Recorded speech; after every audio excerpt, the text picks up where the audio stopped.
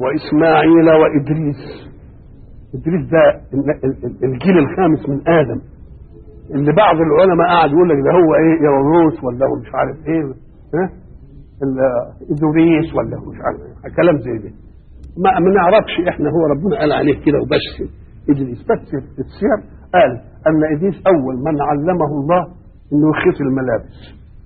كانوا الاول يجيبوا جلد وجاوا ويستروا به ايه، عورتهم وبتاع. واول من عمل انه يرجل الصوف. واول من شاف يعمل النجوم، يشوف النجوم كده ويعرف الاتجاه هنا ويروح تعالى من الناحيه دي ومش عارف ايه وبتاع وحاجات دي. واول من خط بالقلم. اسمها اوليات ادريس.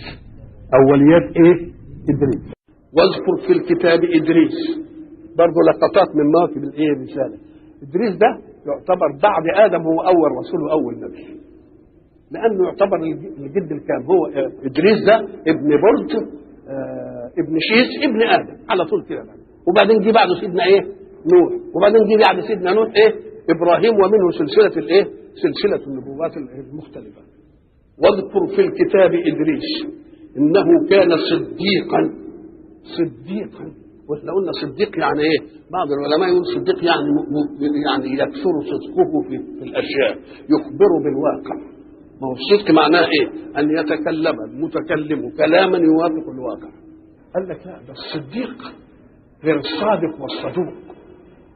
في صادق وفي صدوق وفي صديق. معنى صديق هو الذي يصدقه او يبالغ في تصديق كل ما يجيء به الحق، وربنا يعمل له كده فرقان في نفسه بحيث ساعة ما يسمع الحاجه يروح مصدقها اذا كانت موافقه للحق. ليه؟ لان ما دام موافقه للحق ومن الحق يبقى لا يتصادم معها شيطان في الدخول على العقل.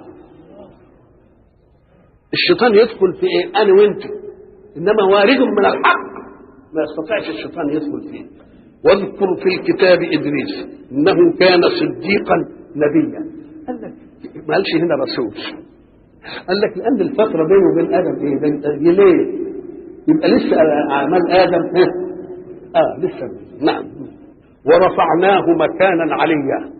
مكان في السماء، مكان في رفعه معنويه، رفعه حسيه، خدها زي ما انت عارف.